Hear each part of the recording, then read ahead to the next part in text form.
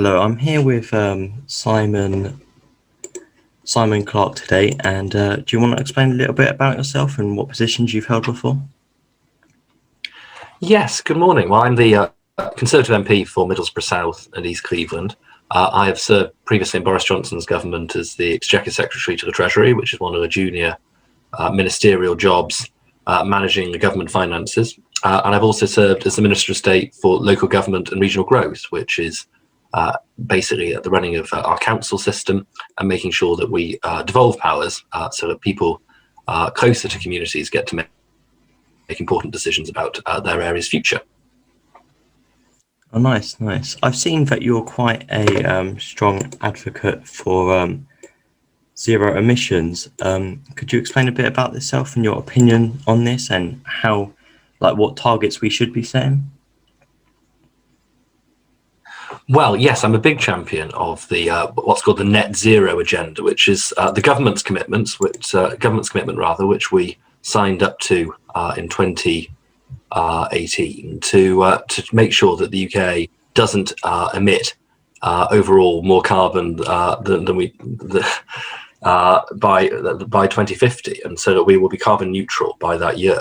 And this is a really important policy. It's one which will deliver a whole host of environmental benefits, helping us to meet our commitments under various international accords, most notably the Paris Climate Deal of 2015. But crucially, I think it's also a great opportunity to create jobs and opportunity in parts of the country where these new industries to deliver net zero will be clustered, and that includes large parts of the North and Midlands, and that will hopefully help the government's wider agenda around levelling up. So it's a important environmental policy, but it's also something which has profound social and economic benefits in parts of the country that will really will really experience a big change, I think, in terms of the strength of their local economy and the opportunities that exist for young people. So I'm excited about this agenda. I think it's really important. It's one that's got good cross-party support in Parliament, and the delivery phase of this, which is where we are now, is something which is the challenge of our generation. Get this right, and the UK really can lead the world in the move towards a clean and green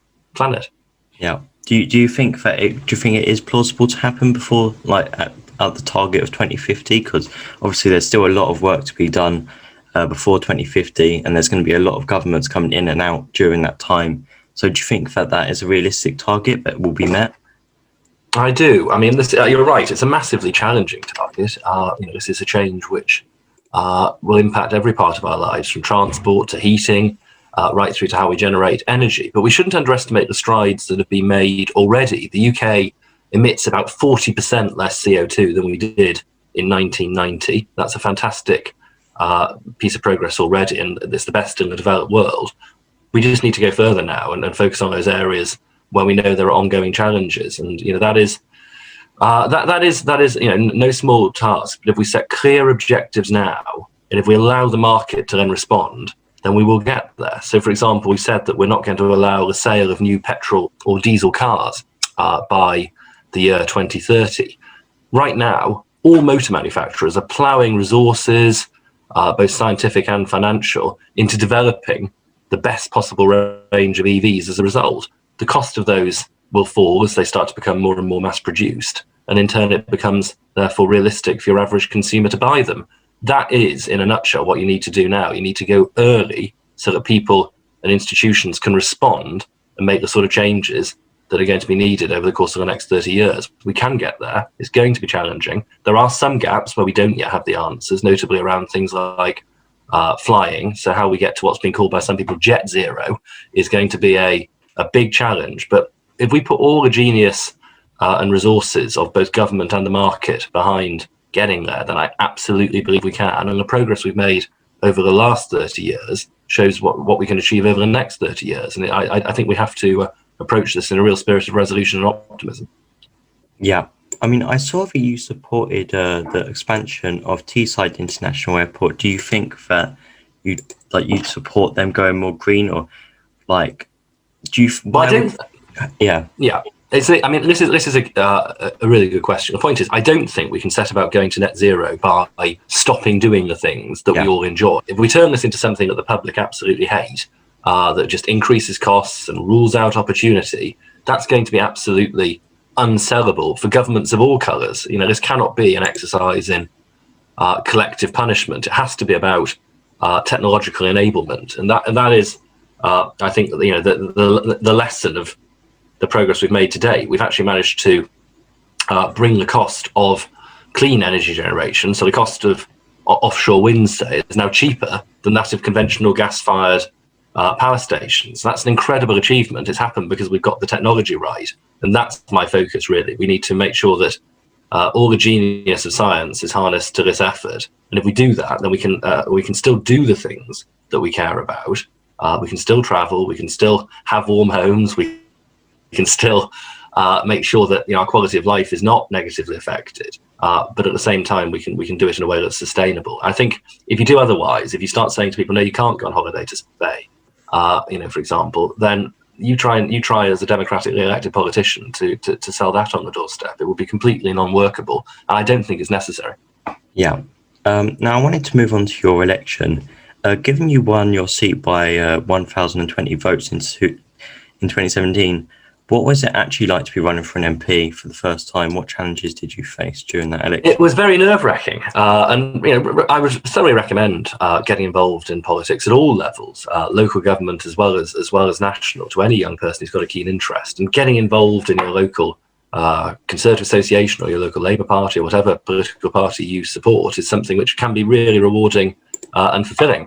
Running for public office is tough. It really is. It demands a lot of time. It demands some sacrifices. It demands a real certainty that what you're doing is right, and that your commitment, which can be nothing less than 100%, because this job really requires that.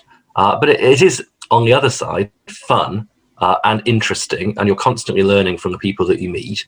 And my memories of 2017 are a blur of excitement and meetings and doorstep conversations and visits to my constituency by major political figures, and the hard work of a lot of friends and volunteers. And it is very much a team effort to win a constituency, and it's intensely rewarding when, as in my case, it's also where you happen to come from. Middlesbrough, South and East Cleveland is where I was born and grew up. It's my home, and in that sense, it made it doubly satisfying to be able to win it and to have the chance to serve it in Parliament. Do you think it's easier to represent a constituency when you've grown up there, or you've lived there for a long time? I think it helps. I mean, obviously many MPs don't, and there are lots of reasons why you might not be able to represent the seat where you grew up, not least because someone else might be representing it who has no intention of standing down and might have a very good reputation locally. They're not going anywhere. But if you do get the chance, and sometimes the stars do align, then I think it does add an extra layer of meaning and an extra layer of connection with your electorate. And for my part, yes, it undoubtedly made the experience easier as well, because I felt I understood the issues that really mattered, and was able to speak in a language which really connected with voters. And when it was a very marginal seat in 2017, that may have made all the difference. And then obviously in 2019, you increased your majority by a very large amount. Did you face any challenges in doing this, or how was the campaign that year? You win elections between elections is an old maxim, and I think that's true. You have to work very, very hard to make sure you earn voters' trust in the period when you're actually in public office. And so between 2017 and 2019, I worked incredibly hard to make sure that people felt that their voice was being listened to and that I was doing a good job for them. So I think that's a necessary part of the groundwork in terms of increasing your majority. But then also, it was the factors in that election which had a massive bearing on things. So my constituency voted very heavily to leave the European Union. The Labour Party had done their very best in Parliament to stop that. And I think my resolute support for honouring their decision was massively important in winning the support of so many thousands more people in 2019. So that was important. And I think it was also an area where Jeremy Corbyn did not go down well, where Boris Johnson was incredibly popular, seen as relatable and exciting. I'll never forget when he was in my constituency in the summer of 2019. People were crossing Gisborough High Street to shake his hand. Car windows were being wound down. It was an event. It was a real moment, and it showed the power, I think, of good leadership as well in helping to stir people to change their views. And an area like Teesside has been in massive political change over the last the last 5 years towards the Conservatives, and it's very exciting. And that was also a massively important factor alongside the work that I'd done. Yeah, and I've seen you're a very strong supporter of. You were a very strong supporter of Brexit. Are you happy with how everything has gone over the last 2 years?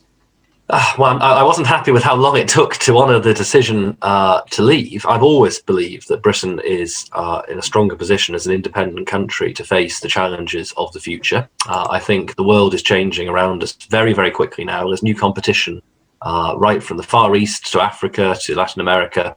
And if Western countries, which have traditionally enjoyed a very high standard of living, are to continue to be successful, then I think what we can't do is trap ourselves in lazy bureaucracy and try and put the shutters up, if you like, to the challenges of global competition. We need to be out there doing trade deals, engaging with the rest of the world. And Britain has historically been brilliant at that. And I think reviving that tradition outside what even the European Union's friends would say is often quite a cumbersome and bureaucratic institution, I think gives us the best chance of doing that.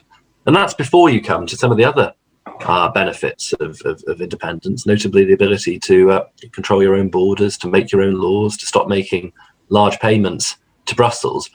All of those things are now possible. All of those are now happening. We have left the European Union cleanly. And so whilst it was a agonizing process, actually getting out the door because of some of the shenanigans that happened in Parliament in the intervening period, now I am really pleased and excited and positive about Britain's future on the other side of all of this. So it's now about making sure we actually really see the benefits of that, and some of the early signs of that are becoming apparent. So just very quickly, in my part of the world, Teesside has been designated one of the first free ports, which are effectively enterprise zones where there is major tax and customs incentives for new businesses to relocate there.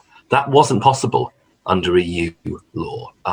These sort of zones could not have been created. The fact that that's now happened, it's being set up, and it's going to become operational later this year is fantastic. A major boom to an area like Teesside, where unemployment has traditionally been very, very high and opportunity has been low. It's this kind of thing which will really show people, I think, that there's opportunity here. And I think there is a world of opportunity for Britain now outside the EU. Do you support like the establishment of like CANZUK and other like Commonwealth trade organisations? Do you think they're the way going forward, or do you think we should just focus? Well, I'm up for close relations. I'm up for close relations with all countries, and that obviously includes Europe as well. I was delighted we were able to secure a trade deal with them as part of the exit process, which many people said couldn't be done. It's vitally important, I think, that we make use of our traditional links to other countries around the world, and we have very, very strong links to, as you say, the likes of Canada, Australia, and New Zealand, and active negotiations for trade deals are underway with all of them. In Australia's case, has actually been achieved, which is brilliant. But more than that, we ought to be using our links to a country like India, for example, where Britain and India have such close ties. English is the one of the great uniting language bonds between us, and there is such an opportunity there for the UK to get closer access to the Indian market and vice versa, and to do so in a way which allows real benefits to flow both ways. So I don't necessarily subscribe to the idea of sort of a union of like CANZUK, but what I do want is the deepest possible bonds of friendship and trade with as many countries as possible, and that's what, in fairness, this government is out there delivering. Yeah, I just have a final question. Do you, like, knowing your experience in government positions, do you think we can see you return into the cabinets anytime soon, or maybe even possibly running for leader one day? Well, I mean, I would love to return to a government job at some point, because it's incredibly rewarding. It's incredibly intense because you've got all the work of being a ordinary backbench MP as well as taking on a ministerial role. You have all the job of representing your constituents, but you've also got the job of working flat out in a government department on one particular policy area. And I know how intense that is. I also know how rewarding it is. It's certainly something which I would like to do again when the moment's right, and obviously if the Prime Minister wants to ask me to do so. Part of this job is about making sure that you are ready and available when the moment comes, and I've got lots on my plate at the moment looking after Teesside. There's a lot of exciting things happening in the area which I'm very proud to be associated with. But if the chance comes up, then obviously we'll see what happens in the future. Yeah. Okay. Well, thank you for your time today, and I wish you the best in the future. And Thank you, Dylan. Really, really good to appear, and good luck with the new podcast. Thank you. Bye. Thank you. Bye-bye.